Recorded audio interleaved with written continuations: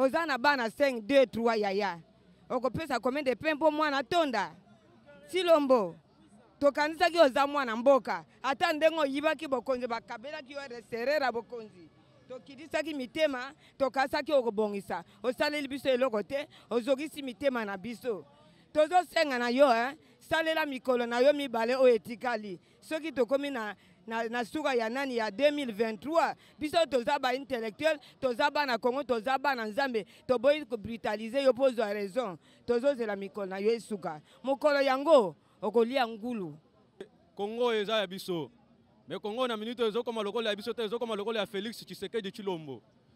pona nini ye alingi asala mwana mboka oyo ekomi ya ye mais za mboka na ye te Félix afandaki na poto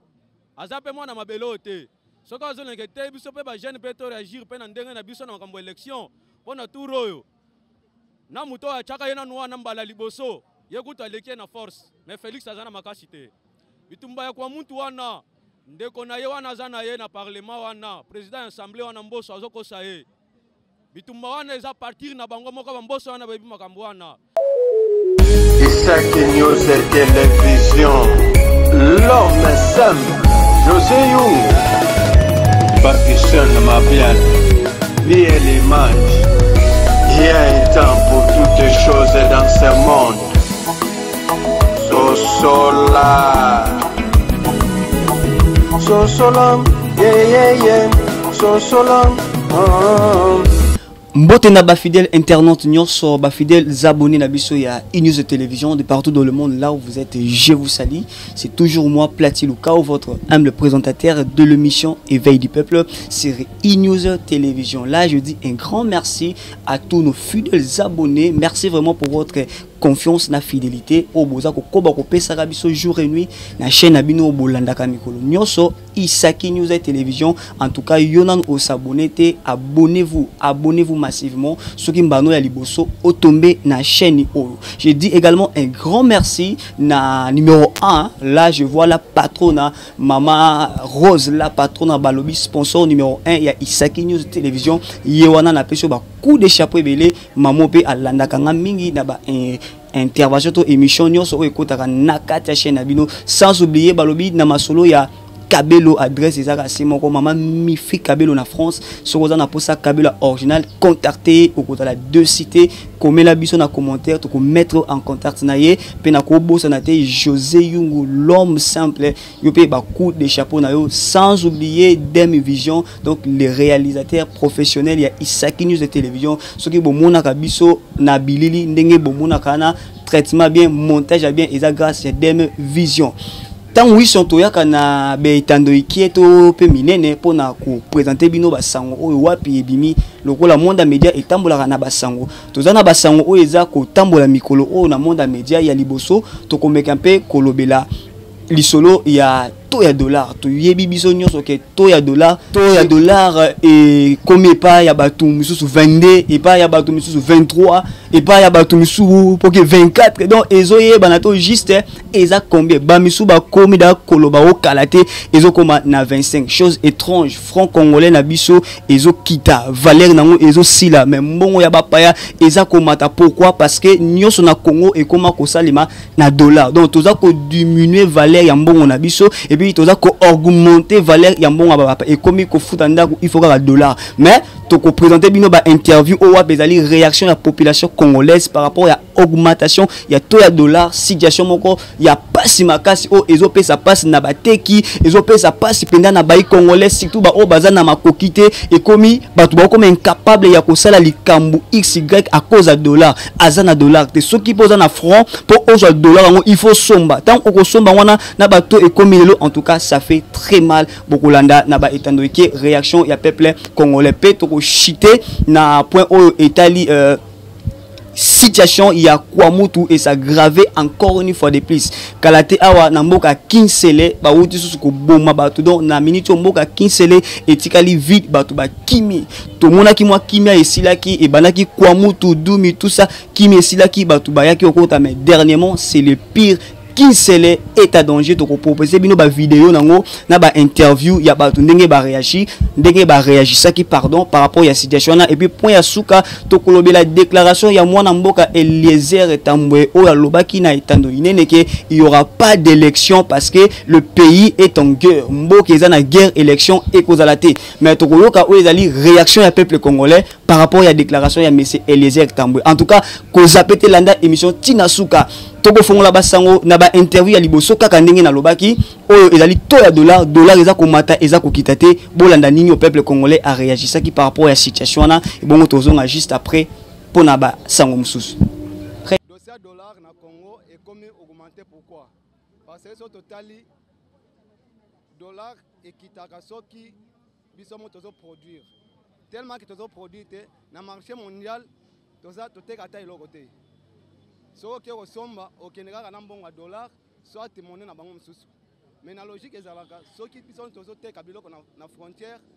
bango ba étranger ba ekosomba na mbongo na biso na monnaie locale biso tosombi pe na mbongo na bango tango mbongo na ezokota na compte na biso pe bidé na biso zomata dollar na bango ezochite mais tellement que na marché mondial toteka ta iloko te ezala biloko étranger to ke na louvre okutaka biloko étranger ba congolais ezalaka te so que même na beach au moins on a biloko uta Braza ya biso telo moisate c'est-à-dire gouvernement en place azana forte azana société que nous a aider à ça même la production to ba na ba société ezalaka na Kingabwa oye koto na Pascal ezalaka te mais na ba pays mususu na Angola ngafa na Angola on a partout ba ville non so ba village au moins ba société eza ba diamant partout ba to sala yango nde matisa dollar mais dollar va zo be mati eza siloga parce que et que même pas na parlement te ba adopter en côté tout le monde a gagné dans 16000 non na lobby bidé na biso parce que bidé et outa dollar avant bidé na biso mata dollar ekiti mais tellement que mati bidé ezaraka na 6 milliards o va zo lo bano comme 16 milliards eza siloga parce que bidé avait mata et que na parlement après ça parlement va adopter en mo congolais no soyebi que no bidé na biso eza na tombo e komi boy yango nde ezo augmenter ka dollar à travers doza na marché mondial to sala yelo côté merci papa dossier na biso ngwana mutuno tuninga ndeko journaliste to kolobela neti makambo ya dollar to ebité registre émission mo to landaka o balwaka to benga papa to funda ta papa yango papa ngala alala te si so alala te dollar e komata ye monsieur Tilo ma ko kuta dollar na je crois na 16 ah dollar est comme à 30 10 dollars aussi 20 quelques mille ils ont payé sa passe aujourd'hui c'est tout ça wapi mais négocier makambo zo le kana mboko na biso yetaliete de yezaka payer ba avion na voyage kana a sala ba ambiance na c'est tout donc na Congo biso do vivre le rôle bana o bazangi tata tozana tata te tozana mama te muta olobela biso azate bandengo na biso est bango na bazo kufa matin midi soir muta olobela bango azate tozana na biso to ebite so na l'état na mboka oyo pour niveau bato ba okufa même na kwa ngwa pa na ngawa bato ba okufa chaque jour mais tozana l'état na mboka na biso l'état la pongi l'état fa sala ne ba voyage na ye pa na ye bongo nde azo kipe bana te bana balali ndenge nini bana ba kela ndenge nini bana balé ndenge nini ye etaliete ya za je mafu ye kaka amatisa ba député ba salaire $21,000 bana ndenge balali ba yebite bana ne ba vivre papa yebite este batu ba kufa chaque jour na bando nukutu pembeni na porte ki sasawa chaque jour batu ba kufa oji c'est to yebite to na l'état lolenge nini biso to vana na bangola na ba Brazzaville wa to mona ndenge social eza na mboka biloke matapa pamba te tala transport et comment on a pris nango transport comme Victoire ça 50 à 1500 oh mususu 200 na 2000 mais toi na l'état ozomona l'état zali azo ko piquer l'état alala pongi yango tozela toke na ba élection biso bana Congo to boy dialogue mais c'est il mosala 5 ans na yo kende s'il te plaît to boy dialogue tala biloke jito osomba 500 fois le loko 1700 babilo na alimete et mati atelo ko matate na mboka o alimete et mati na bombo ezomata chasser ezomata crédit ezomata to yebite so osala ndenge nini na maya chasser tono semba 50 francs awa et comme 10 100 francs tofani na bangola ba brasa to moni ba biloko te hein prix fixe ezalaka te au moins transport prix fixe ezate mutna mtocha eloko na ndenge na ye to komi wapi nazonga dans la émission de les airs to komi wapi juste biso ba congolais to kufa lokola batu tozanga tata na mama ndeko Tshilombo s'il te plaît ganze élection tozwa papa malamu oyo ozala suivi na bana. Merci beaucoup. Merci pour motuna na yo. Pour na likambo etali dollar ozolo bake budget eza likolo mais ndenge dollar ezo mat. Est-ce que réellement vraiment budget eza likolo? Omoni gouvernement ya ndeko Tshilombo bango nyonso même parlement wana bango nyonso baza bato même classe politique. Donc baso ko appliquer dictature oyo yana lokuta moyibi ba détournement. Budget eza nango ya ko matata puisque na régime ndeko Kabila budget ezalaki na 3 milliards 570 ans bango ba yebisaka biso. Mais dollar ezaki na combien? Nathan a souka dollar eko varié tina 160 mais budget 3 milliards 500 bon le lobo yebisa biso que budget eza na 16 milliards comment possible dollar eko na ba 230 eza lokuta munene bon na lingi na profiter na yebisa ndeko Eliezer tala omoni weraza chouchou à tout le monde ya Congo mobimba mais tant que biso peuple to mona que PPRD azana volonté ko aider peuple te to inaki PPRD régime ndeko Kabila mais tant wera alingaka lata régime wana na Mokongo omoni échec azwa mbele wera lelo aza député yozo lata union sacrée obiso to moni kaza na volonté ya ko aider peuple congolais te oza na open na te vozolo bake élection ezate pour tozana bitumba na c'est bino nde gouvernement boza ba incapable ya ko silisa bitumba na ba mesure Tshilombo azozwa est-ce que eza yango lelo bato bazo ko agresser biso za bato Afrique de l'Est yozo zwa kaka bato Afrique de l'Est baya po basilisa bitumba wana ata biso ba o toko salango bon lelo oya kwa mutu oya pembena ya kintsela wa bato bazo sila est-ce que bozo zwa mesure ko kotsa kimia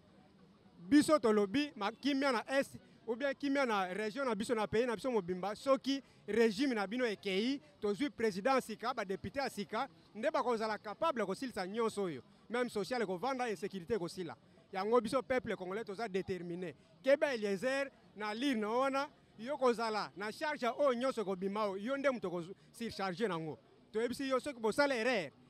Congo ya lobi eza Congo ya lelo te biso peuple toza déterminé il faut bino bokende bolinga te même ba dollar makambo nyonso po evanda bien fort régime ya Tshilombo ekende lelo bino boza na salaire à combien $21,000 ba avantage nino bino bozozwa tala fina biso peuple to boy nyo likambo mbula tango enoka ekatanaka régime na bino tozozela ti fin ya mandat na bino bokende botikela biso ba distraction soki o meki likambo ya glissement Eliezer oyo koleka na mboko yo nde kozala coupable. Merci monsieur le journaliste pour na motuna oyo pesi ngai nde nazoloba boye nazoloba na méchant news nazana esengo te. Pourquoi nalobi ke nazana esengo te? Parce que soki totali penza population oyo un Kinois degré Kinois zo souffrir eza yango te vie Kinois zo mener eza vie o Kinois koki ko mener te eza pasi makasi pona nini pendant que toza na papa oyo azo kamba mboka toza na papa toza na ba ministre ya économie mais bazo tela makambo économie te tela lelo to ya dollar ndenge komi or komata ya dollar kokita nango eza makambo ya ministre ya économie mais azo sala te eloko moko te donc ye kuna soit bango kuna baza na souci ya peuple te makambo ya kokitisa dollar kuna etali bango te mata te etali bango te donc c'est-à-dire baza na souci ya peuple te mais pendant que papa aza wana comment kolinga ke bana na ye ba souffrir et pourtant soki omoni ke mwana azo vimba c'est-à-dire maman aza déjà na sekuna yango ozomona ke mwana azovimba mais biso bana tozovimba te c'est pour dire que maman azate papa azate donc tozovivre na ba situation moko ya pasi pona nini na to ya dollar donc mati ezo bouger te ministre ya économie azoloba ta eloko moko te il ne dit absolument rien bon toleki wana toye kokoma sikoyo na makambo etali ba M23 wana yo papa président yo ne moto kendaki ko signer ba accord na ba M23 ceux qui lelo ba M23 ba se présenter wana Kinshasa parce que on respectaka ba accord na bango te so on respectaka ba accord o nyos to elinga okoma te alors na yango biso tozo sepela na yango te sala nyonso o dégager ba M23 na yo sala nyonso silisa ba accord na yo na ba M23 pour que biso pe tango kosilisa yango nde tokoyeba ndenge nini tokoki kozala na nsima na yo. Sans cela oza pre ya kokanga biloko na yo osala nini okende bisaka na yo ozokende. Donc c'est-à-dire pour le moment toza déterminé soki solution emonani te mpona ba M23 luka moye so todémissionne na yo parce que toza lisusu na posa na yo te na makambo oyo nyonso ezoleka na kati ya mboka. Merci nasuki wana. Papa merci na malobo pesi ngai dollar yango toyebi yango te ezalaka ndenge nini ne naza boye gato na oteka ya 100 francs buda 500 siko na dollar eza combien nayebi te dollar yango ezomata tozo souffrir na otangisa bana 6e na otangisa tata akenda soki wapi soki bakufa na bitumba soki ya bato ya braza nayebi te soki ya bateke ngamoko eske oyo na otangisa mwana abima lelo bana soki batangi te bakomi bakununa o bakununa o bana boye soki batangi te papa minerva lezomata biloko to aoteka ezotambola te ozwa mwa 2000 bana balema tembele ebongo tokotangisela bana lelo fayilo aza wapi azomona biso te bana fayilo bazokufa nzala bana fayilo baotanga bien te papa fongola miso otala biso tokufaka biso nyonso ka boye yo mpo ozomona biso tata oyo batikela biso soki nzeta yango soki libende mpe ekatanaka eliami suka nango esa nini ekatani ekwei papa tala biso totala biso na banzala na libumu maladi epai nzala wana eza nini maladi mpo ene lelo nalali nzala lobi nzala nasa nini na beli mbongo sikoyo ya hopital fisi 5 000 10 000 na ozwa yango wapi na mwa bude oyo yango na otangisa bana na mwa bude oyo yango bana baolia na mwa bude oyo bana bakoma bafazero mwana akomi fazero mwana asimi mashete mpona nini bonyokola biso papa ata yo tala nanu bana na yo bana bazokufa na nzala papa merci oyo nazalaki na yango wana batata misala eza te batata ta ndenge batelemi soki aza na misala akoki kokoma mpaka boye te akoki kokoma mpaka te papa ozozonga jeune mpona nini misala eza te fayilo atala biso ngai naza ferme na partir de bateke ngai naza ferme na partir de bateke na tiki ebele oyo ngai nakoko dépenser oyo ngai nakozwa mbongo lelo ebongisa non oyo ekoko bongisa Congo oyo 90 hectares ngai nasala ya mbala nasali 90 hectares oyo ngai nasala dépense na ngai mais ti lelo nazozwa eloko moko te toye kokima awa bitumba ete bitumba wana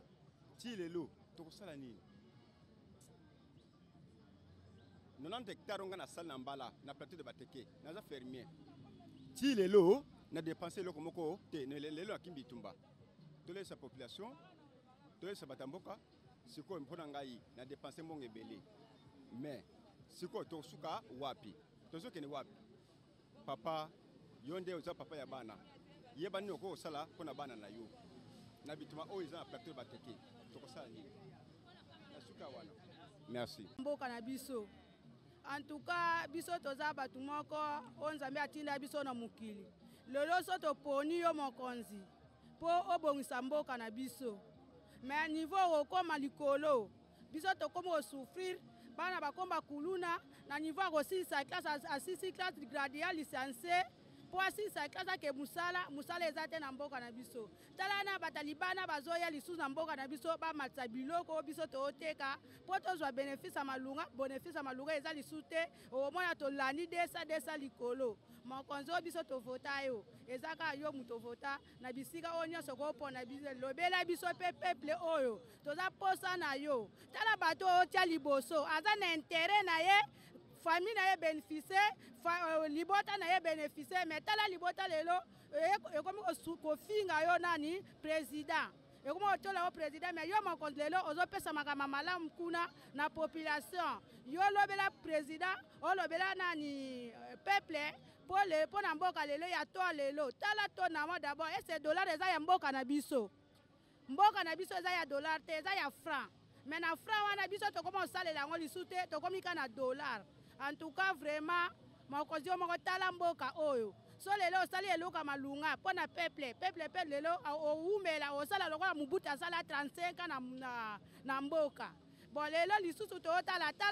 bituma ya este tala bituma ya kwamuntu ese ezalaki na kwamuntu ke bunda lisusu bitumba lelo tala peuple ekomi obunda bituma mpo na mboka ya kwamuntu en tout cas ke tala yango nanu ota bagarde corps kuna oyo azobebisa mboka mutu moko azobebisa population ya Congo en tout cas vraiment nga aza suna eloko mosusu ya koloba te merci coopéra to se retrouver te. Ah dollar ils ont mata, biloko ils ont mata. Ozo somba biloko, ozo bénéfice, ozo bénéfice te. Tozo ebate morango tozo kende wapi. Ah to ebate, to lembi boye. Biso coopéra to kokate. Saki biso gratuité ezate ba lebiso bambonge belé matricule ezalaka te na ko abandonner école. Na te kaka mampa lipa oyo komi 300 francs. Ozana bana 5 2 3 yaya. Okopesa combien de pain pour mwana tonda. Silombo. Tokanisa ki oza mwana mboka. Ata ndengo yibaki bokonzi bakabela ki reserera bokonzi. Tokidisa ki mitema tokasa ki okobongisa. Osaleli biso eloko te, ozogisi mitema na biso. Tozo senga na yo salela mikolo na yo mibale o etikali. Soki tokomi na suka ya nani ya 2023 biso toza ba intellectuel toza ba na Congo toza ba na Nzambe toboyi ko brutaliser yo pozo a raison tozo zela mikolo na yo esuka mokolo yango okolia ngulu mokolo yango okozonga na libuma mama na yo mokolo yango okosentire kanda ya bakoko ya mabele ya Congo soki yo mutokelaki Congo donda tambola likolo tambola na se mata partout na yebisi yo mokolo yango mabele komela yo kobosa na te nzela yo lekaka yango yo o mata avion ko s'écraser soko mati mutuka ekopela moto soko mati maswa ekopela mokolango bakoko bakosilika to lemi yo to tuni bana bazotanga ba classe na mbongo ya pasi soki asilisi ake kosala kabine otini ba bourgmestre baye kopanza ba policier bazopanza misala ezate mwana mondi pasi ake kosima machete akomi kuluna mwana soki alebi ente atombokaka ata na bandako biso toze biso dollar o bozokumisa dollar biso toza na France te toza na Angleterre te toza na kati ya Congo franc congolais eke wapi lokola yo tonisi mipiko ba dollar na kati ya ba mal na yo yango yo zokumisa dollar biso tozozwa mbongo te mais ozotangisa bana na ba dollar okende kuna na institut bazoko exige so ba dollar ozonyokola biso nzala kaka yo kokufa kaka yo donc tozokongole azokufa na position nyonso papa kanda ya Nzambe ekomela yo kanda ya Nzambe ekomela yo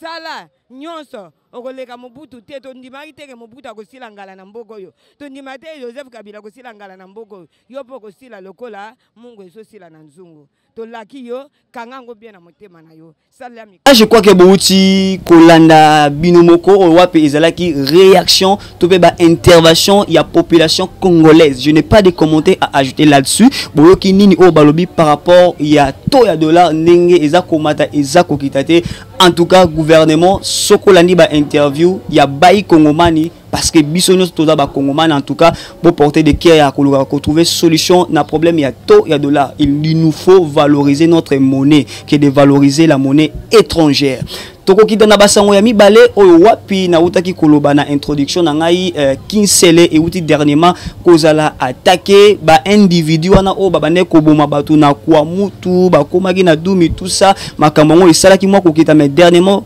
kinsele était en fait bolanda bino moko na bilili oyo wapi ezalaki événement ngondenge salemaki et puis na quelques interviews ya ba kongomani bongo tozonga juste après tona kata kinsele obomono liboso veniva o makila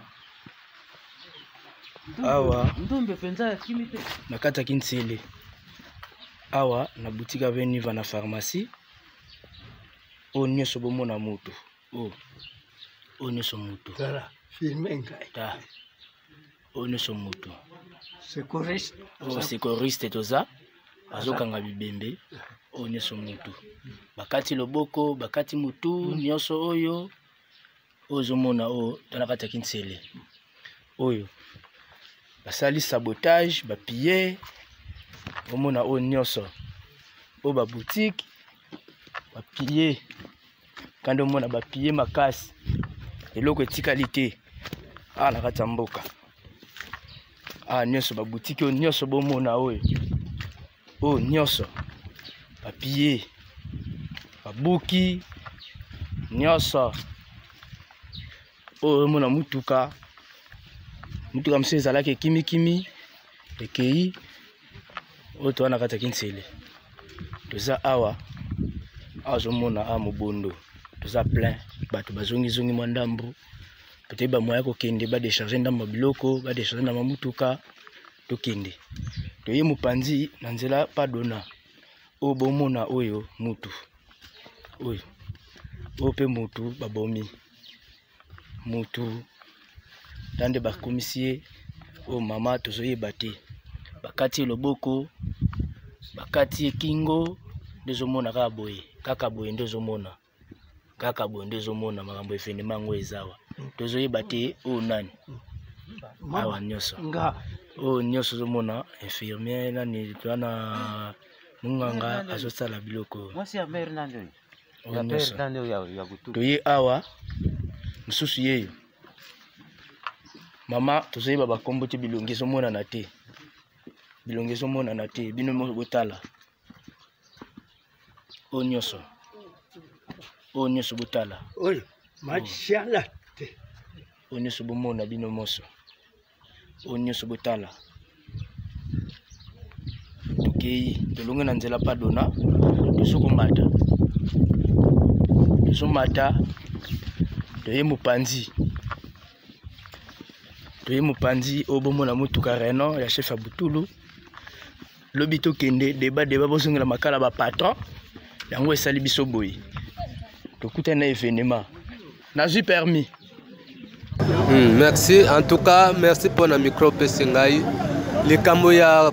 nino ya mungata eza ya lokuta te bato bauti kokufa kasi koyo donc bato ebele penza bakufi kuna bato bazokima tisi koyo mboka wana etikali libre bato bazate bazokima tina bambankana soki otali meme na Kinshasa wa bato ti bisika bazoya bandako eza ya kotonda kapona bandeko oyo bazoya kokima donc eza ya lokuta te eza likambo ya solo penza ezosalema wana en tout cas merci na suki wana babomaki mate eza ya solo papa eza ya lokuta te babomaki 7 personnes 17 personnes sikoyo eza ya kulukuta te papa muto azo provoquer bitumba wana déjà si toyebi ye po azokende kosala ba distraction po yeba komisa ye premier ministre toyebi ye eza ya kobomba na te déjà si toyebi ye po batia ye premier ministre mais ndenge aza wana makila ya Congo ndenge ezotangama ye akokute cher pona makila ya Congo omoni mboka oyo basakana na mboka ya Congo te biso tosambelaka makasi me bitumba wana nzambe asala kaka tokoyebaka bango na 2023 ka mokolo tokosala élection tokoyebana na bango. Merci. Likambo ya Kinsele wana ya kwa mutu na Kinsele ngala tiki ferme na ngai natiki masangu natiki manyoko ya kolongola inane oyo esali inane 6 mois Kinshasa eloko timba ka base Kinshasa eza plateau lelo tozo souffrir tozana mbongo te ya kofuta ba loyer biloko etikali bana bakufi bandeko na bakati bango mitu bana kasi nanga misato bakufi na Kinsele mutu na kundi na Kinsele ya mobali diplômé ya 19 ans sikoyo tozo koma wapi tokende wapi na minute oyo gouvernement elobelo kote eza en place muzito o nyoso yo sali nzamba kofuta yo continue na yo makambo nyoso zo sala o salaka na mulili menzamba bimisio na mpwasa sala na yo komi mukolo bongo avenir ya bana Congo ya mike oyo biso toboti na ba oyo bakoko na biso bakobota na bakokololo eza pona nini ekozala so nango nini yo lie okomi koko okomi mukolo otiali mukolo kufa bongo bano ya mike avenir na bango Congo le lendemain ekozala ndenge nini biso tolandela bino boza ba papa boboti biso ba plan nyoto tu misala eza te tokimi na plateau toso mabele tosala bisala totiki misala tobima boko pamba tokundi bana na kanda te nakundi jeune garçon nanga na bana basi mibale bakobotela nga bato na bandundu natikali maboko pamba na komi chômeur nyonso etikali nakozwa nini mosala kitasa eza te nakovanda wapi nakolala wapi na lupangu te na mboko mpe akofutela te kanda na ngai eza wana mozito continue na yo baboma biso Kinsele eza par terre kinsele eza par terre eloko moko te etikali na kinsele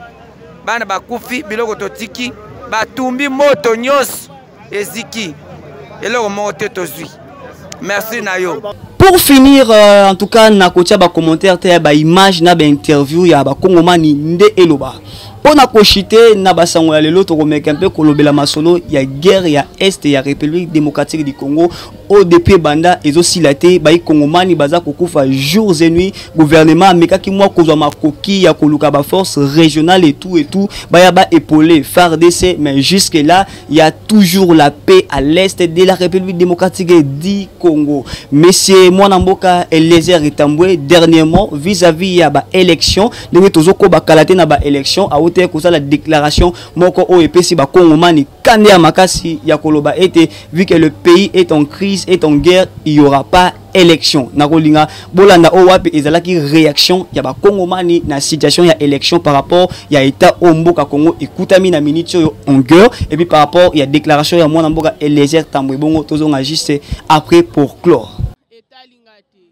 Tangi naza musala te to ande na posa ya élection na décembre to lingine to kovote élection so ezate na décembre to kufa so esengi na kufa na kufa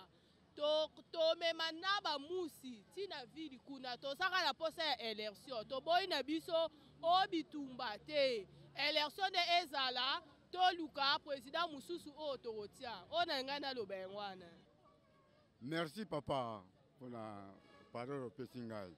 Eliezer wana ya uti wapi soki Eliezer ya cigarette. Auti wapi?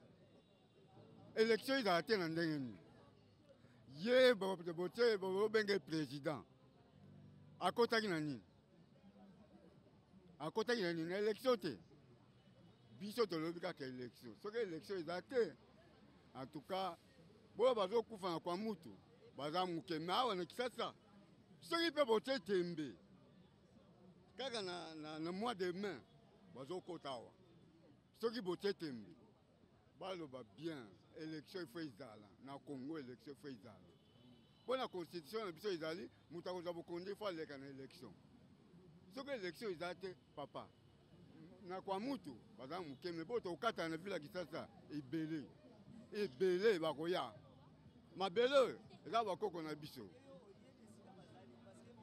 Et ça est le côté, Bagoya. Bon, Bazo Kata Mitukuna, Baza Bana, chef coutumier, Bakola Mabele. Ce que l'élection est datée, chef coutumier Goya, Aouya Batunaï, Bakata Batumitu. Et ça, si, so l'ina peut s'adresser Nanga, so Boyo Kanga, Boyo Kanga. Bagoya, Bakoya, Bakoya, Bakoya, Bakoya. Tolobika élection Chilomba Kendi akena na malembe Mobutu asaki 32 ans makima ikokima nani Laurent Désiré tango ye kizenga yebisiye yaka oza mwana mboka to bongisa aboyaki aswaki boni Joseph Kabila asuki boni Kasavu baswaki boni papa mboka oyo kobete yango tolo te boya yo te soki natali ata ye Tilombo aza Congolais te origine na bango baza bangolais Etienne Tshisekedi ndeko ya Andre Motor azaki muzombo na eza malamu mingi mais eloko na koloba boye avant okoma enseignant okoleka nanu sur nini sur banc de l'école otangi osilisi nde oye kokoma professeur oye kokoma député oye kokoma ministre oye kokoma président eza ndenge wana il faut koleka ba processus ebele avant okoma tina niveau wana lelo boye avant yo koma président de la république tokoleka na nini tokoleka na élection yango wana ezalaki élection oyo esalaki ke lelo yo babenga yo président soki élection ezalaka te lelo yo mbele babenga yo président te nde yango wana biso pe na minute oyo tolingi nde élection ezala tolingi kaka élection peuple alingi kaka élection yo soko za na ba programme na yo ya mususu ya koloba ke élection ezate mais biso peuple na mitu na biso toza na élection. Pourquoi tolobi bongo? Parce que au salisi enrôlement soki enrôlement ezalaka te là olinga koloba pe makambo ya élection ti mais lokola déjà olobeli makambo ya enrôlement toleki na processus ya enrôlement siko tozozela élection alors na mwa tamuke yo ya koloba ke no élection ezalate na ndenge nini donc soki élection ezate yo pe oza na yo président te soki élection ezate yo pe oza président te ou soit osala nini okanga bisaka na yo okende na yo biso toluka président mususu oya kozala kaka na posa ya kosalisaka ba élection ne loko biso tolobi ne yango wana bamaseke eleki mingi osalisa bato baventure mingi depuis obanda bavoyage rien ne se fait kaka bavoyage mboka kaka ezokufa kaka ozokipe bato te après sikoyo oya koloba makambo tozokende na élection bando wuti na bavoyage oye koloba élection mais kaka yo moko obaloki na simanda na assemblée nationale na yo ya bambua ya kolia bambua sikoyo ye koloba ke no lokolo langwe bambua oya koloba ke élection ezate biso tolobi ke élection ezali pona yo ezate mais pona biso peuple élection ezali voulu ou pas soko lingi élection te kanga biloko na yo sa nini kende tikela mutu mususu place asala nini a présider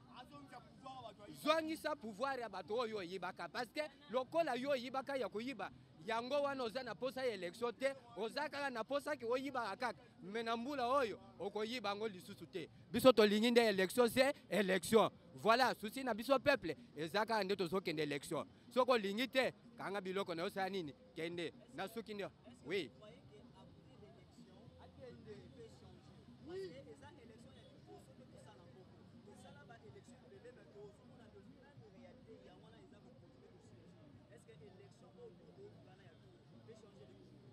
Oui, effectivement, ça peut changer le Congo. Ça peut changer le Congo. Et que vote kozala bien, et kozala passable. Ozo kanisa wana. Na obino bozo kesala ba réunion na bino kwa na semanda kote, tokosala ni toko tricher. Yango wana ba kote mususu, ba machine botinda kate na bandundu na Congo central botindi ba machine ya miniatu po bato ba s'enrôler te po boloba ke no bo sala ni bo profiter ko yiba. Mais na ne oyo na 2023 boko yiba lisusu te. Boko yiba lisusu te biso za na posa ya élection. Ezala ya nini mais donc modèle nyos tu boko sala mais toza na posa ya élection. Oyiba ou bien oyiba te mais élection salam. Toza na souci na yango. Ah. Merci beaucoup de Konangaye. Tu veux que Congo est à Bisso. Mais Congo na minute ezo comme lokole ya Bisso te ezo comme lokole ya Félix Tshisekedi Tshilombo. Pona nini? Ye alingi asala mwana mboko ekomi ya ye, mais mboka na ye te. Félix afandaki na poto.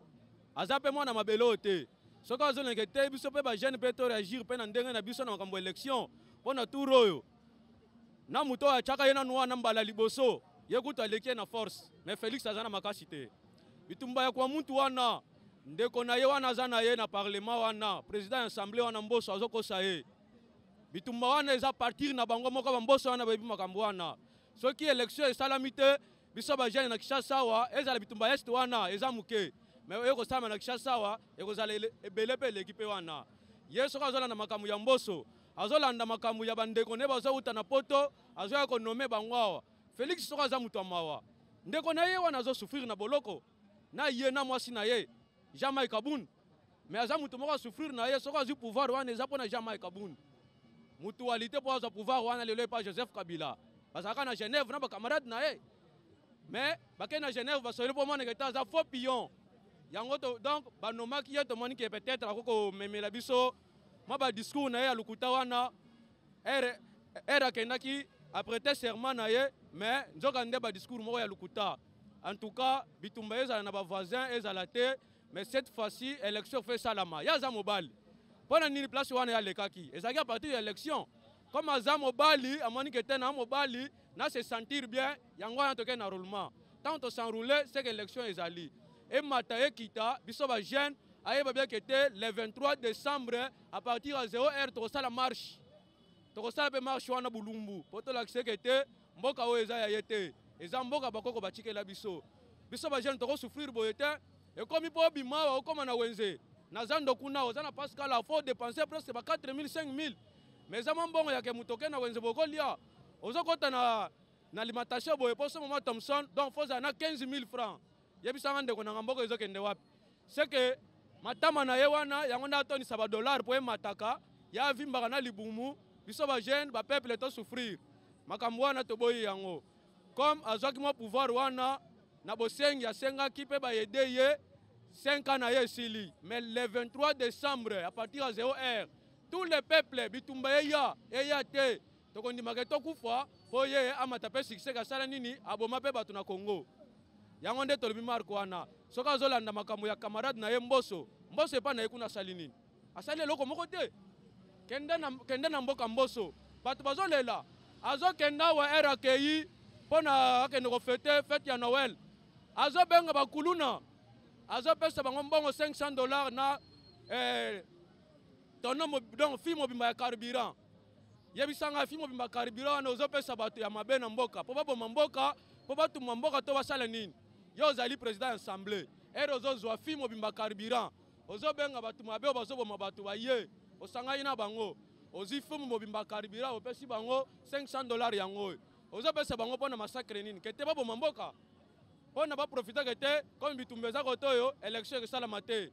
Chilombo nazoyebisa yo mboka eza ya yo te mboka eza ya biso bana mboka tozali awa le 23 décembre vuli ou pas biso nyonso tokokota na liloba Martin Fayulu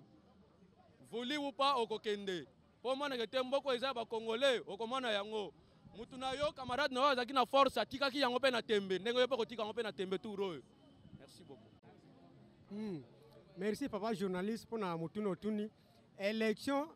il faut ezala na date constitutionnelle ndenge esengi puisque bitumba bango bazokumisa na kwa mutu bitumba wana eza nde bango moko bato bazocreye ndenge ndeko auti koloba même ya kwa mutu eza créé par bamboso wana bango nyonso bato ya gouvernement ya wana ndenge moko si mboso ayebisaki biso awa monde entier balandaki parmi bato oyo bazofournir ba M23 eza badepute bino ba Eliezer boza na assemblée gouvernement boza sur place et c'est si bolandela mboso a dénoncer bato wana bino moko bozo créer ba insécurité après bino moko bozo linga bo potable au peuple bozoba bande ko na biso est boyeba ke gouvernement et ya pona po ekosa kimia kuna na est donc biso na bino tozala même moral même liloba to décider que ensemble que il faut ba kende po kuna kimia kota photo zwa président sika ba député sika nde ba kopesa kimia Chilombo na parlement na gouvernement na ye bango nde baza base ya nini ya malero oyo puisque tala ba mesure Chilombo azozwa pona komona ozomona te kazo sala théâtre est-ce que un président a un souci à peuple ne akoko sala théâtre Chilombo azosala biso toza en Afrique centrale mais pourquoi pas qu'on soit même Afrique du Nord ou bien ba pays musu pour ba bundela biso et loko eleki mutuya FARDC na biso armée makasi toza nango o renforcer ba nani armement balongola biso embargo o pesa bango salaire ozo pesa ozo gaspiller pour rien o renforcer ba soda na biso ba kitsa moral ba bunda bitumba avec volonté mais pour na komona ke Chilombo azo distraire biso azo ke de kozwa ceci par là wana nyonso eza manque ya bonne volonté il faut ba kende élection ezala po ba kende ya merci papa nous sommes les Congolais to souffrir makasi to souffrir pe souffrance yo to komi na temps oyo eza su yango te to komi lokola ata ba fazer ba enfant de riz ba viva bongo te mais biso pona ba élection to na posa ba élection to ebike bo skroke biso mingi bo cheli biso to ebike Chilombo cheli biso bandeko na ye na kati ya seni mais biso peuple congolais